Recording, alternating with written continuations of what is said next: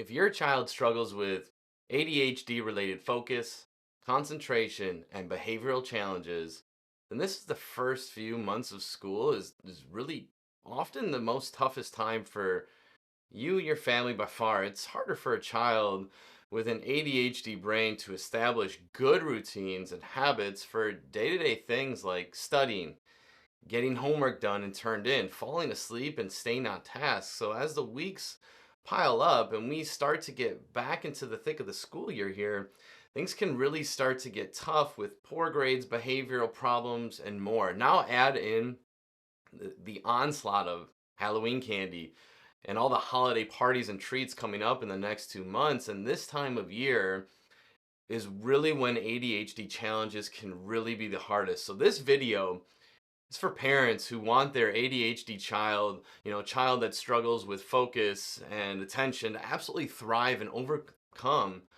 these challenges in a different, really better way this school year by tapping into the natural drug-free ADHD solutions and options we're going to break down in this video. And what you're going to learn in this video is really all about ADHD kids and how they end up constantly stuck on this gas pedal neurologically, leading to this nonstop fight or flight, sympathetic dominance, hyperactivity, impulsivity, trouble focusing, and difficulty sleeping. But even more importantly, you'll learn how to finally get your raging bull, just gas pedal stuck on kiddo to calm down, better focus, better regulate by tapping into their brake pedal and something called the vagus nerve. We're going to get just a little extra nerdy and really dive into the nervous system in this video and the neurological cascade that can happen. But we're also going to keep it really simple and straightforward so that you can finally learn how to help your ADHD child without the use of, those heavy hitting medications that are just loaded with additional side effects. And this reminds me of Anderson, a patient of ours that, he knew anxiety and focus challenges and ADHD all too well.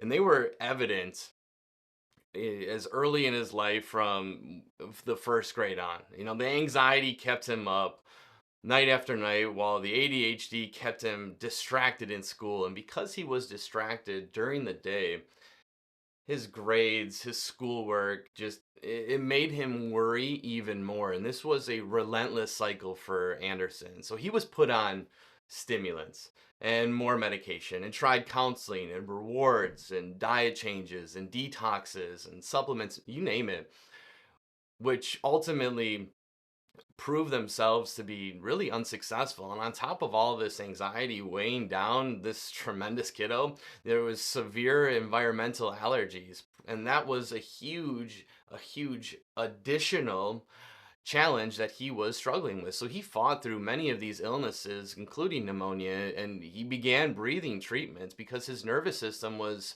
that disconnected. And it appeared that really Anderson, he couldn't catch a break. But that's not the story for Anderson anymore. Since beginning care just a few years ago, Anderson has seen massive improvement in sleeping, in emotional regulation, in stress management, and improved focus.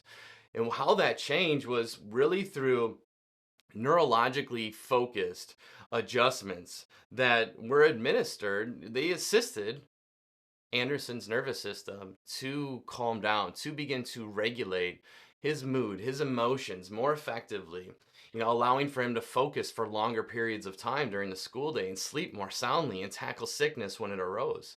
And what mom had mentioned to us was that he's finally living up to his potential because he's not so easily distracted at school. He's able to calm down significantly more efficiently and able to handle his emotions in a more constructive way. So let's get into this science behind it.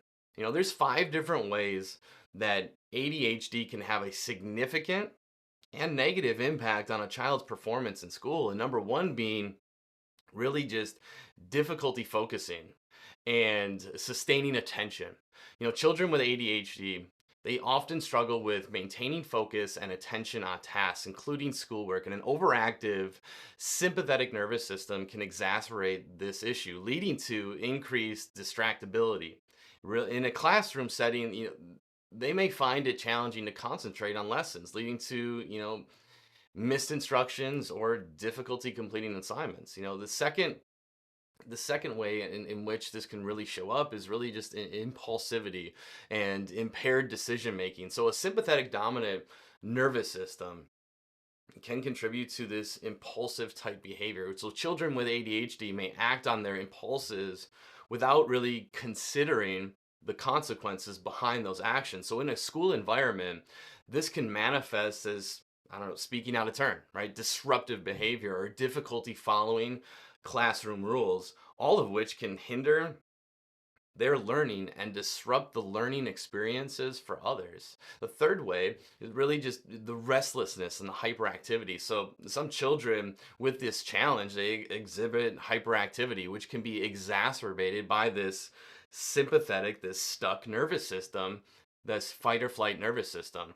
They may have difficulty sitting still for extended periods of time, leading to this restlessness and fidgeting in the classroom. This restless behavior can make it really challenging for them to engage in quiet, focused tasks, such as like reading or taking a test.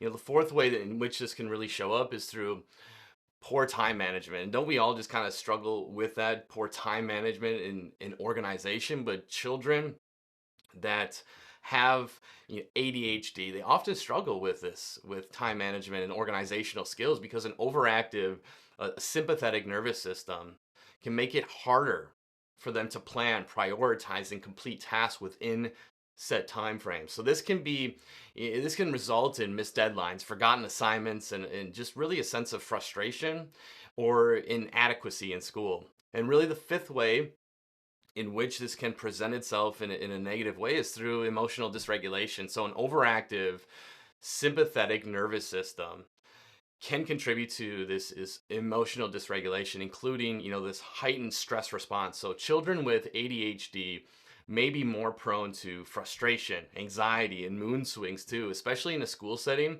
These emotional challenges can lead to difficulties in managing frustration or handling peer, interactions with their friends, potentially leading to behavioral challenges or social difficulties.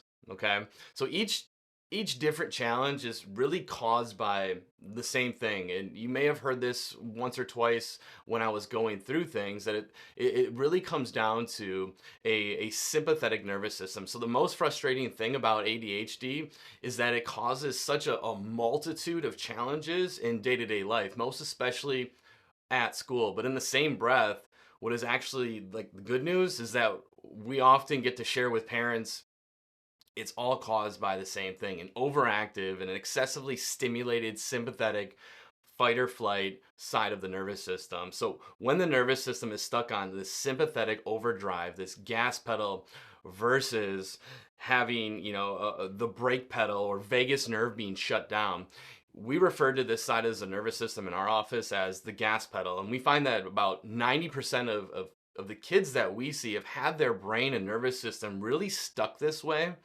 from the very first beginning of life. Having developed during a stressful and highly emotional pregnancy, then add in birth intervention, whether it be, trauma such as forceps, vacuum, induction, emergency C-section, a tougher birth leads to this extension or this cascade effect through early childhood, and developing some of the common childhood challenges that kids get, like colic or recurrent ear infections or frequent, tantrums and meltdowns or difficulty sleeping, and on and on. This means that their parasympathetic nervous system, their brake pedal, which is really run by this vagus nerve, it's shut down and suppressed. And they can't activate and do its job when the brain and nervous system really needed to, which is to calm the system down. So they don't grow out of it at all. All of those stressors and interventions during pregnancy and delivery well, it's termed normal by the medical system, is early in their childhood, these stressors that most, other providers still believe children will go out of.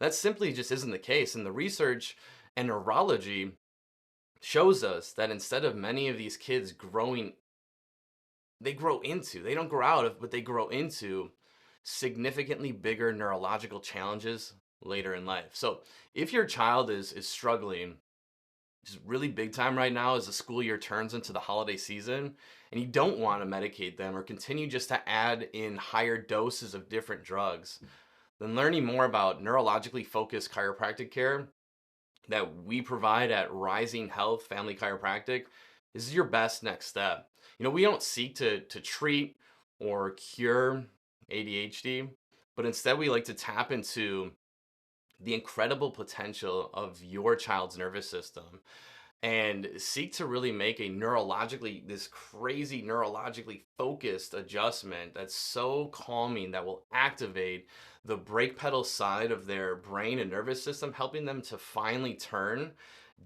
really turn down, and shut off this constantly stuck on sympathetic fight or flight, this gas pedal that we've been talking about this entire video. So if you want to learn more about really drug-free options and how our care protocols really work, dive deeper into the articles that I'm going to attach at the end of this video. And we can really dive into what really causes it and what the drug-free options really are available. So I hope this video finds you well, and I cannot wait to continue to have these conversations with you in our next video. God bless.